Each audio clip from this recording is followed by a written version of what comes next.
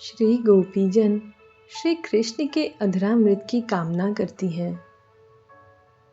यह अधरामृत क्या है?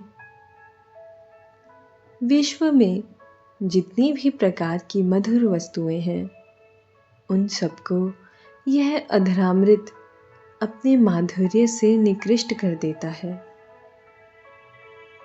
मधुराधिपति श्री श्याम सुंदर का सभी कुछ मधुर है, मधुर से भी अति मधुर है।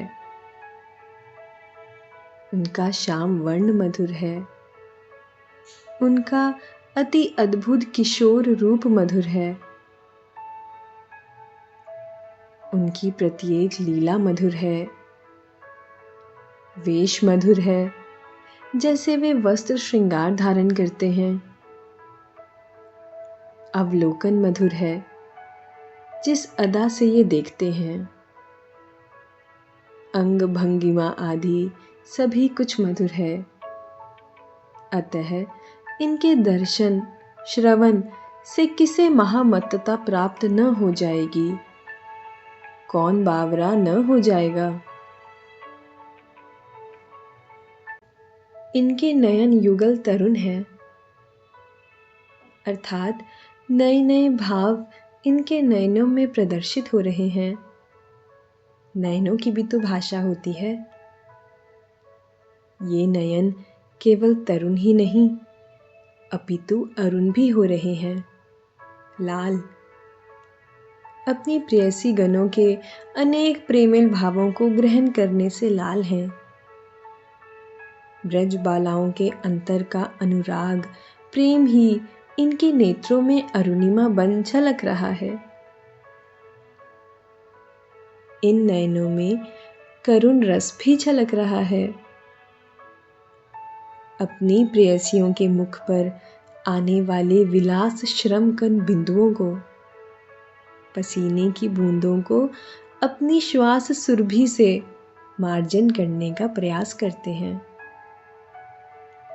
श्री कृष्ण अपने मुख से सांसों को छोड़ रहे हैं और इस सुगंध से, इनके इस प्रयास से गोपियां आनंद में कभी कभी और भी श्रमित हो जाती हैं। शरणागतों के सभी संकटों को दूर करने के लिए श्री कृष्ण अपनी स्नेहिल कृपा ममता बरसाते हैं।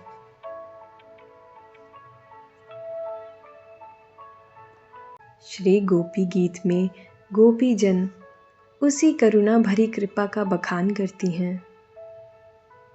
कहती हैं कि तुमने वर्षा, आतप, भिन्न भिन्न राक्षसों का हनन करके समस्त संकट तुमने दूर किए हैं। इसलिए तुम्हारे नेत्र करुणामय हैं, विशाल हैं, विस्तृत हैं, कर्णायत हैं, कानों तक फैले हुए हैं।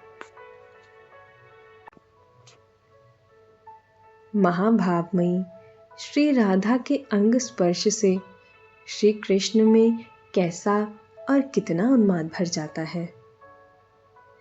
जिन श्री राधा के वसनांचल के छोर के स्पर्श से ही श्री कृष्ण अपने को धन्य मानते हैं, उन श्री राधा के अंगों का स्पर्श पाकर उनको कितना अधिक सुख हो रहा होगा, यह वाणी का विषय नहीं है।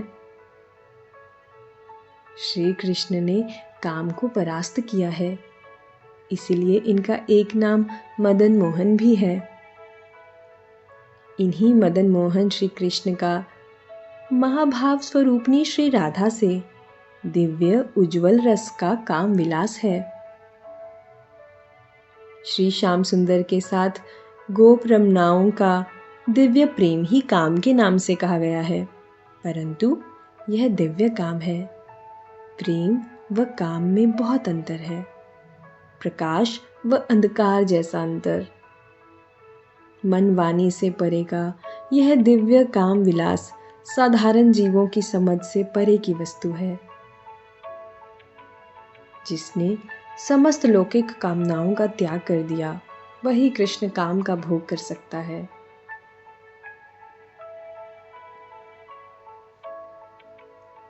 अपनी मधुर मुरली ध्वनि रूपी अमृत रस से मुनिजनों के स्थिर व कठोर चित्तों को भी पिघलाकर एक बहती नदी के समान कोमल कर देते हैं श्री कृष्ण। उनके तन मन में तरलता, भावुकता तथा आर्द्रता का संचार हो जाता है।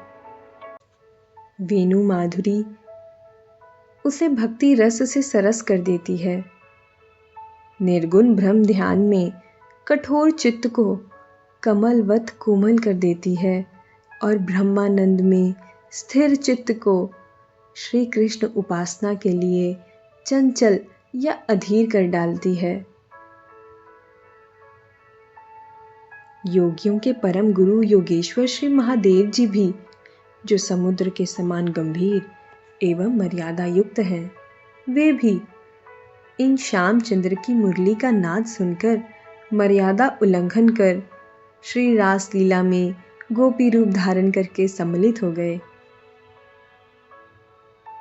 जो श्री कृष्ण वेणु माधुरी द्वारा श्री श्री राधा अथवा समस्त गोपीजन समूह को मोहित करते हैं तथा उनकी लज्जा को शिथिल करने के लिए व उनके मान को हरण करने के लिए मधुर वंशी नाद कर रहे हैं, वे ही माधव मेरे चित्त में स्थान बना लें, यही कामना है।